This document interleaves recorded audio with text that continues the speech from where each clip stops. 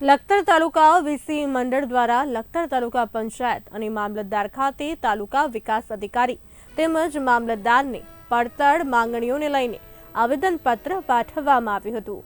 VC દ્વારા MSP data entry વર્ષ 2018થી ચૂકવણી બાકી છે, ત્યારે હાલમાં થયેલ એક કેવાયસી કૃષિ સહાય પેકેજના પેમેન્ટને લઈને લખતર ટીડીઓ તેમજ મામલતદાર ઓફિસ ખાતે મામલતદારને આવેદનપત્ર પાઠવવામાં આવ્યું હતું।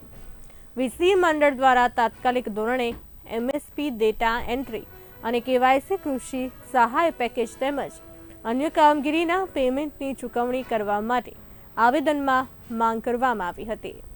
કૃષિ સહાય પેકેજ 2024નું ચૂકવણું તાત્કાલિક કરવા માટે તેમજ અન્ય ગ્રામ પંચાયતની કામગીરી કરી હોય તેનું કમિશન તાત્કાલિક કમિશન વીસી ચૂકવવા માટેનું આવેદનમાં ઉલ્લેખ કરવામાં આવ્યો હતો।